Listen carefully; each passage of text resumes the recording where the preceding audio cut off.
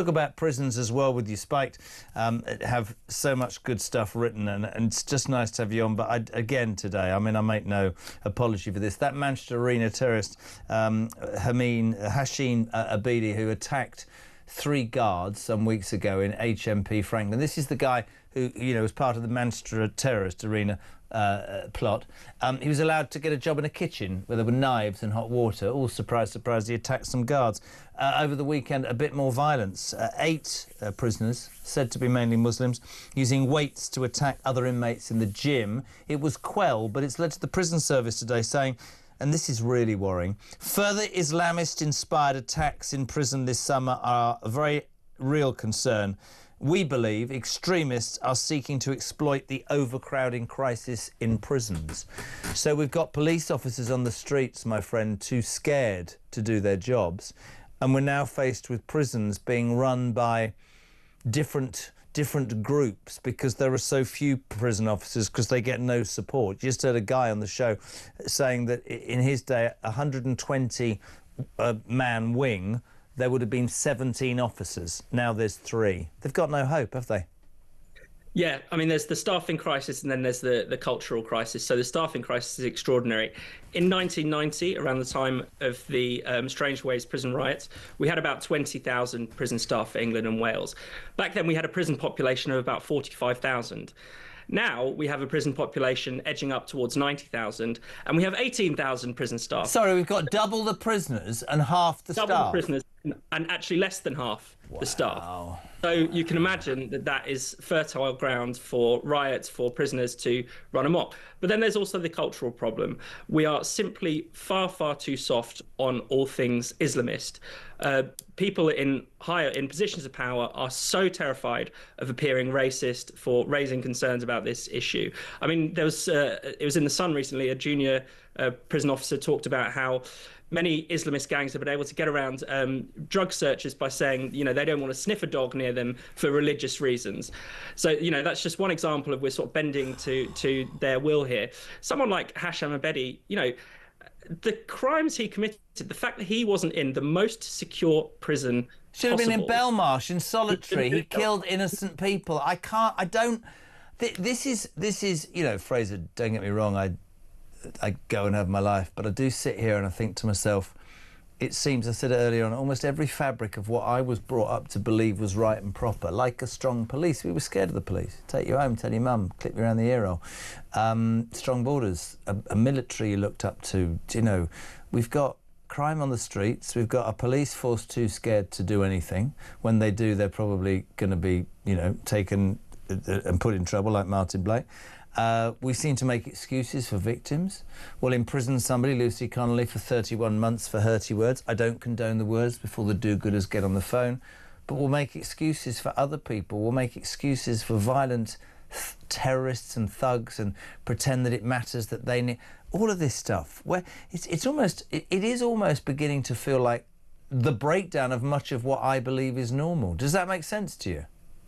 I think there's certainly a huge divide between how, you know, the people who run society, how they think things should be run, what they think is important, who they feel sorry for, versus what the vast majority of people think. You know, ordinary people understand that there's a difference between words and violence, that violence needs to be cracked down on severely, and that words, no matter how horrible, should not be criminalised. So, you know, I think you most can people... educate with words. I mean, Yes. That woman, Lucy Connolly, is a prime example. What she said was completely unacceptable, but I would have sent her to a Muslim community to spend time with Muslim leaders, good Muslim people, and learn the error of what she said and how destructive and violently wrong it was. But no. I'll tell you what we're going to do. We're going to jail her.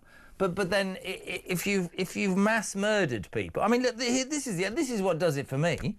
Victims are outraged today after it emerged that a notorious Rotherham rapist gang member who tried to escape justice by fleeing to Pakistan got given 25 years, found guilty of 15 charges of raping kids. Okay, kids.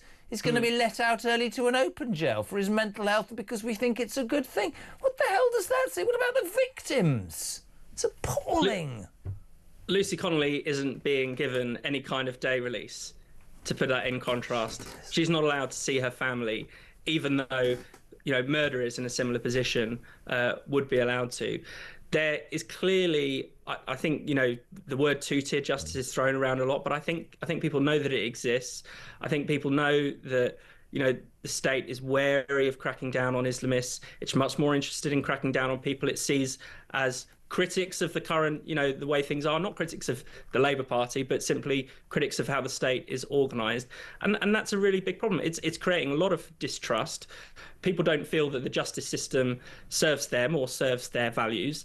And, someone will have to change it. I don't see how it can last like this. I don't see how it can last. Just to finish, slightly more light-hearted, there's a story today where a man who was renting a flat off a landlord was told that his fish tank was a serious health and safety risk, and as such, he had to leave. It was 2 foot deep. We asked some of the most mad, health and... I don't know if you've got one, but this is great from Terry, who says, I went to a naturist camp in Lincolnshire once, and I swear, he said, on my life, there was a sign saying, please beware of the prickly bushes, which is actually it's literally quite worrying. Any health and safety madness in the world of Fraser Myers and Spiked?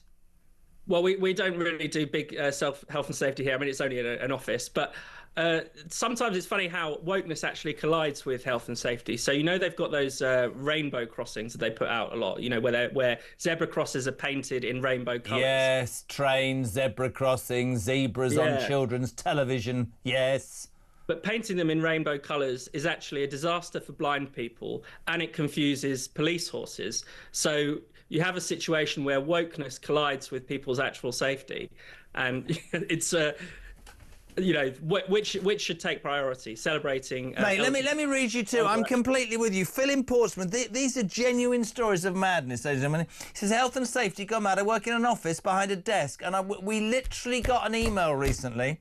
We have to wear steel toe-cap shoes in case we drop a pencil or something on our feet. Somebody will have sent that bloody email. This is the one of the day, though. Robert, I've been a chef all my life. During the last few years, I've obviously bought several professional knives, and they literally every time on a label say, caution, sharp. I mean, it's just like, what do they think is wrong? Oh, my God. Anyway, listen, Fraser, really good to have you on, mate. Really, really appreciate it. Fraser Myers, Deputy Editor of Spiked, fantastic.